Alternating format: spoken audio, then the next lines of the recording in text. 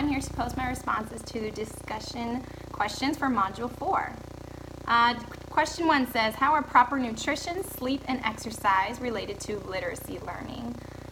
In our textbook, Tracy and Morrow wrote about Maslow's hierarchy of needs, which states that you have to satisfy physiological needs before you can worry about literacy learning. So I've known this to be true as a teacher. Sometimes I've had students come in that haven't slept, that haven't had breakfast, or possibly even dinner the night before.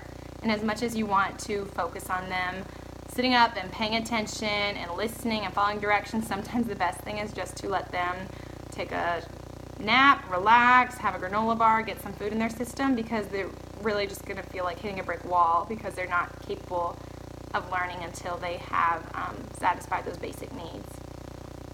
Specifically in the textbook, Kahn et al.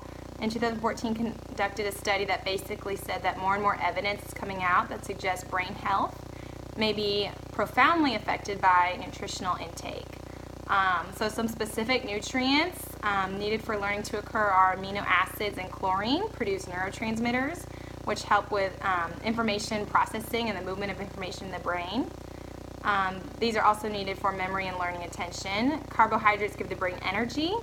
Vitamins stimulate the brain's growth. Zinc and iron both help with memory, and iron also helps with attention as well. In regards to sleep, the sleep-dependent memory consolidation is a theory that says that basically while we're asleep, specific brain functions are taking place that actually kind of cement the learning processes that happen during the day. So a study was conducted with infants that found that napping was necessary in order for them to learn a new language pattern. In addition, a study done with mice found that mice that were allowed to sleep actually grew neural connections known as dendritic spines.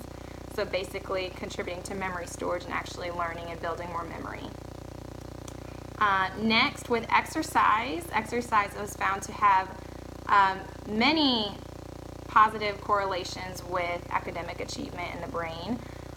They found that improved academic achievement and in cognitive control, so attention and memory along with other tasks. So exercise was found to improve grades, lead to higher standardized test scores, cognitive control.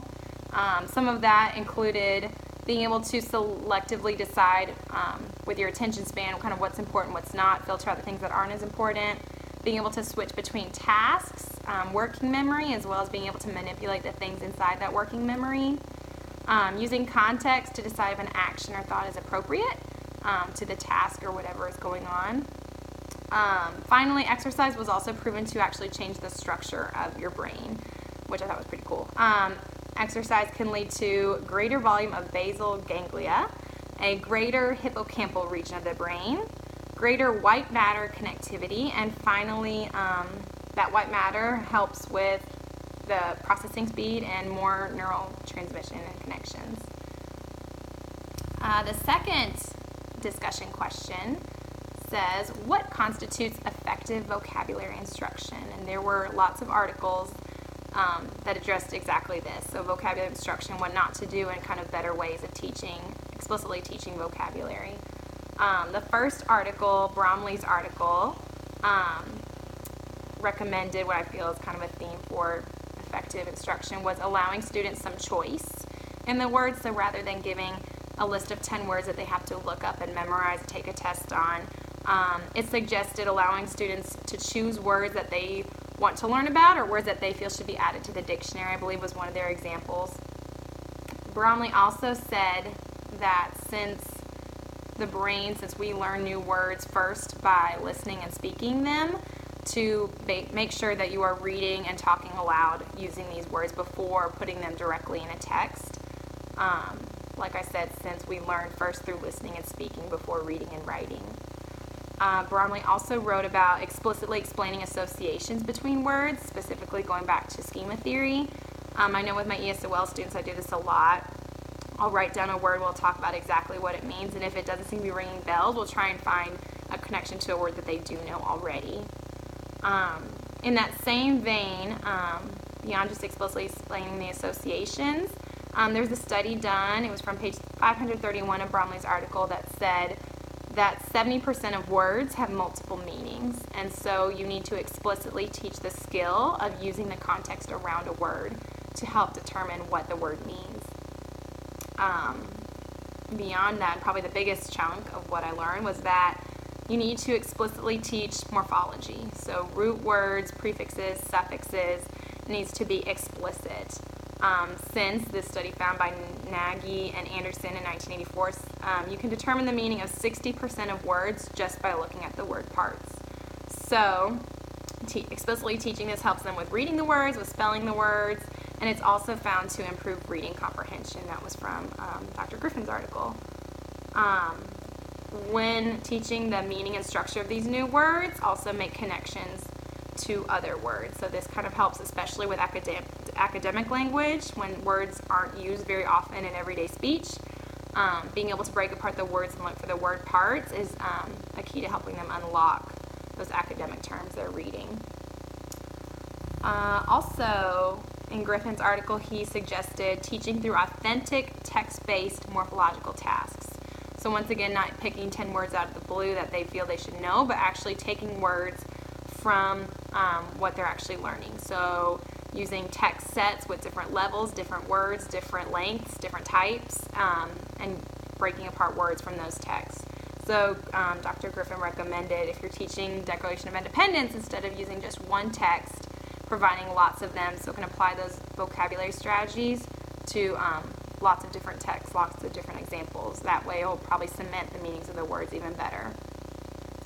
Also, he encouraged the use of etymology dictionaries, I think is how you pronounce it, as a tool rather than just the standard dictionaries we're used to. These are ones that focus on root words, suffixes, and prefixes. So not relying on them all the time, but using those as a tool as well.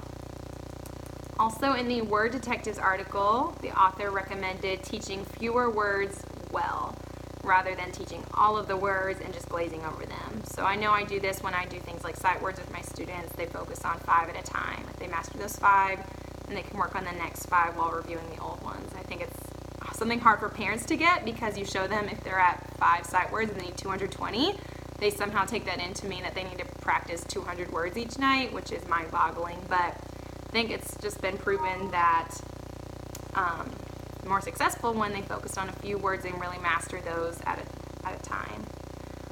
Finally, Bromley recommended showing just an excitement over learning new words and making it fun. I think we know with everything, if the teacher's into it, kids are more likely to be into it as well.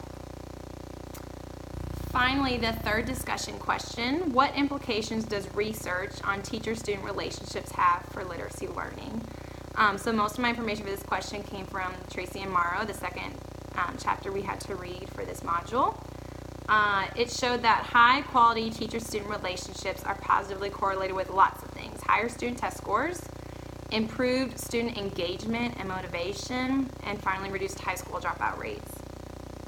It said that young children's ability to form relationships with their teachers forecasts later academic and behavioral adjustments in school. So it's basically just like a life skill.